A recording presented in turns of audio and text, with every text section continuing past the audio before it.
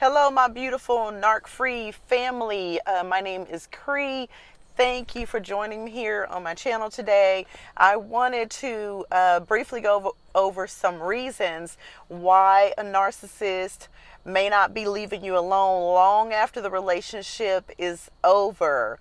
This can be very confusing and disheartening for you because you want to just go on with your life and it doesn't always work that way because you have been ensnared by a narcissist, and it's just not going to be that simple all the time. Some of them go away, some of them do not. So I'm going to just give you some of the reasons. Depending upon the narcissist you were with and your situation, things can be different, but here are just some reasons. So, you may have caused a narcissistic injury. Now, you can cause a narcissistic injury without even knowing it.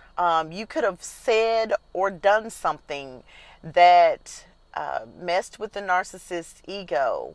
Especially if you said something in public in front of people, or you slighted them in any way. Maybe you didn't acknowledge them in something they thought you should have acknowledged them in. It could be any different number of things, but nonetheless, you've caused a narcissistic injury, whether you intentionally did so or not.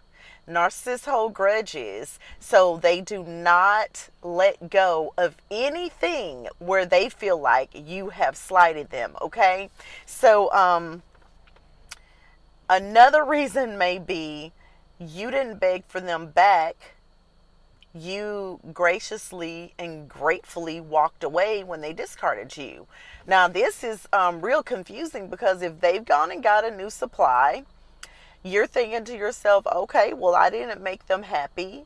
They didn't want me. They found someone else. They cut me off and they let me go. But the part that you're not understanding is that when you have been with a narcissist, they feel like you are their property. They own you.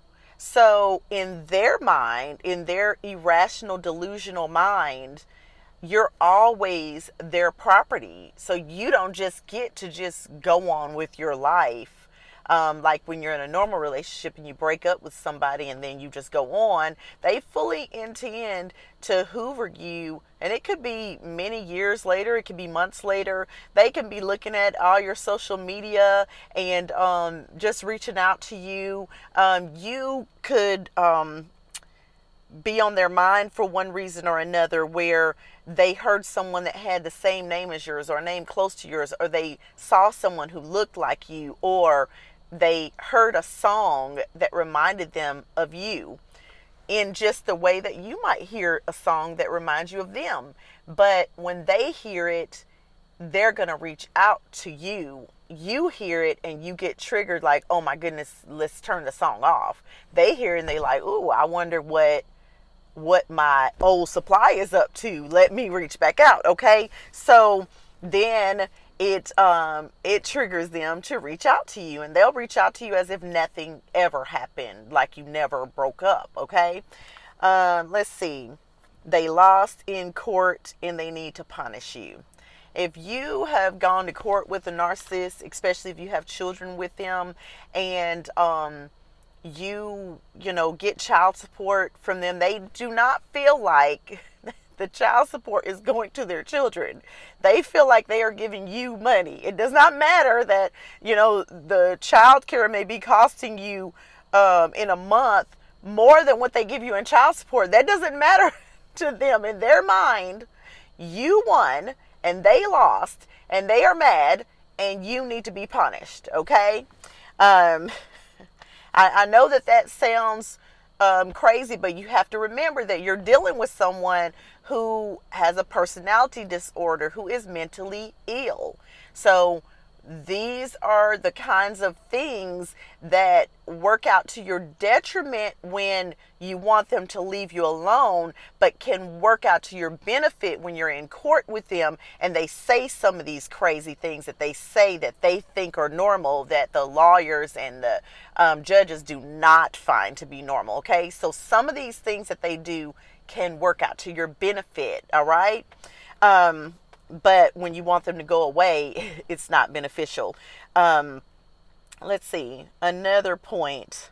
Let's see, they are on the outs with one of their supplies. Things are not working out with their supply. Their supply is not serving them properly. They're not giving them enough attention, or they're not helping them enough with their business, or they're not fixing their lunch right. They're not serving them up to par. And now they're thinking of you, but they're irritated because they know that you're not going to take them back. So they're going to do things to try to cause some chaos and try to get a reaction out of you, so they can then test and see if you still have any feelings from them for them, or if there is any way that they can come back by your response. Because if you feel nothing for someone, chances are you're not even going to respond. You're going to just ignore them. So they know by mere fact that they got a response out of you, that there's something still there lingering. Even if it's a little something, that's all they need. You know, we're dealing with deceivers and manipulators. That's all they need is a little gap in the door, just a little something in the door where they feel like they can take their foot and kick it all the way open. Okay, so then I put they're on the out. Oh, they're bored.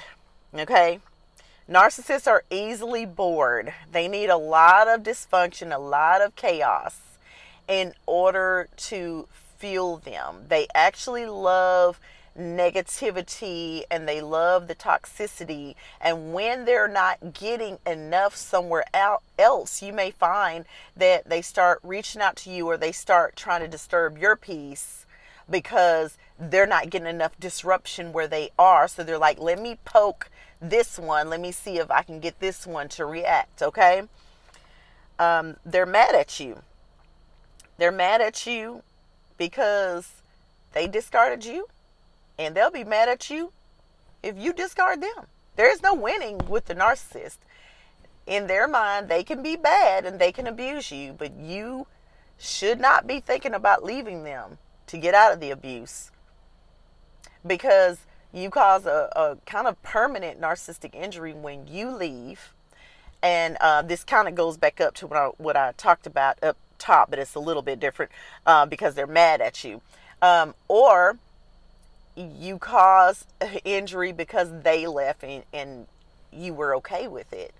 They expect that because of the great amount of adoration that you had for them and the way that you loved them and cared for them, that if they walk away, they expect that when they try to triangulate you with the new supply, they expect you to respond a certain way. They expect that if they give you that new supply's phone number because she is quote unquote the nanny, that you're going to reach out to her and say, hey, why did you take my husband, and why did you mess up my home, this and that. And by the way, let me just stop right here. If somebody took your spouse or your fiance or whatever, they didn't take anything that belonged to you. They took community property. That person belonged to everybody, okay?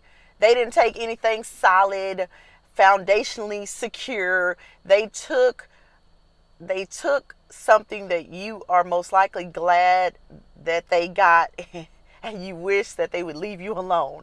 That's what they took. Okay, so don't ever worry about the new supply. Like, people think they took something from you. No, they didn't. They gave you the gift of hopefully 50 to 90% of the time the new supply entertaining them so that they will leave you alone. Okay, you see that new supply a different way when you start to see that you could be getting all of the drama.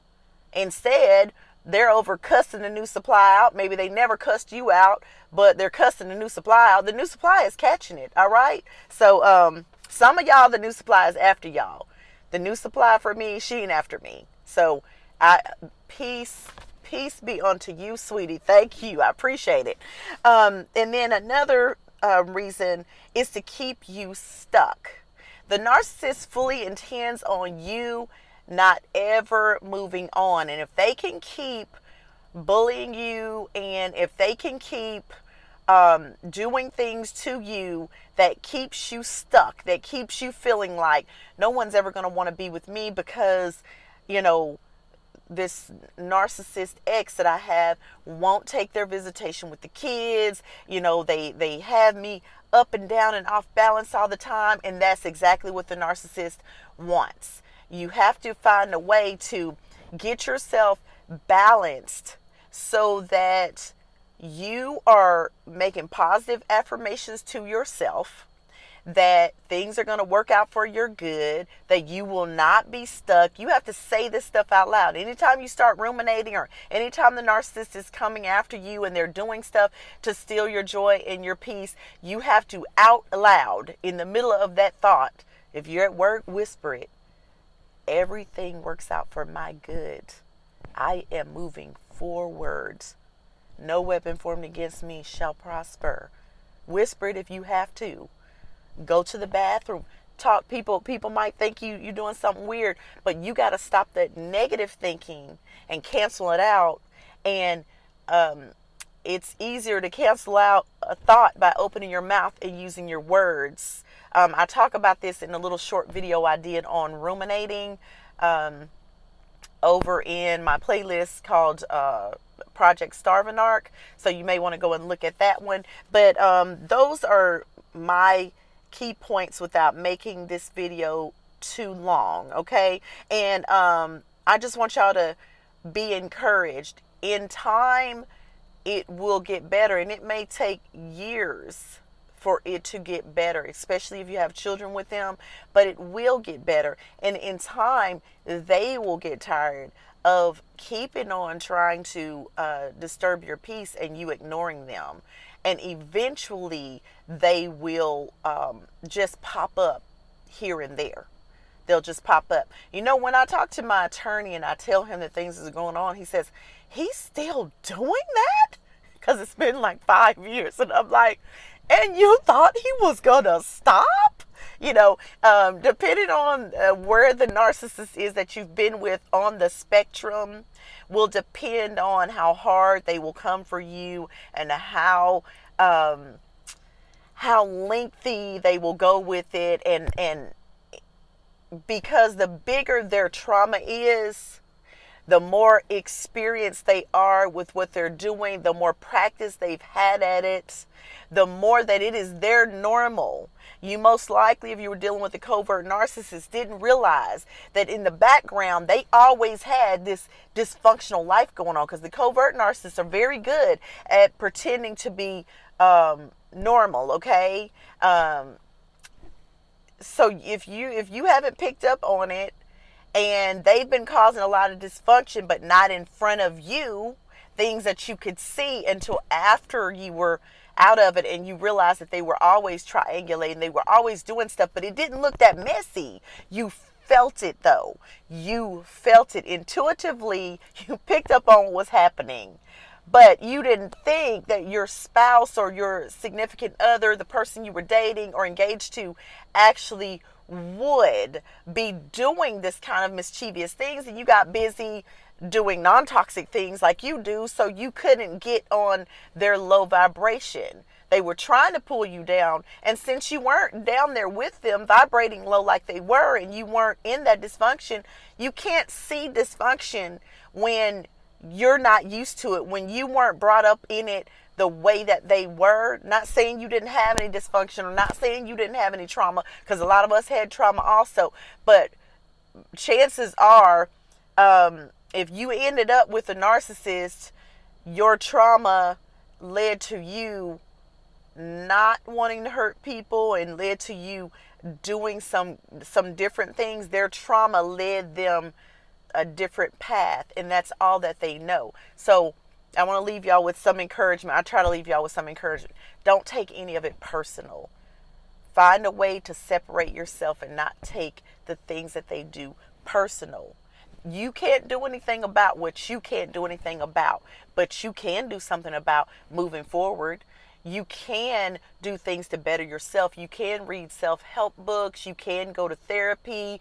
You can make a vision board for yourself and what you want your life to look like. You can do only the things that you have the power and control to do something about. You can't do anything about what the narcissist is doing.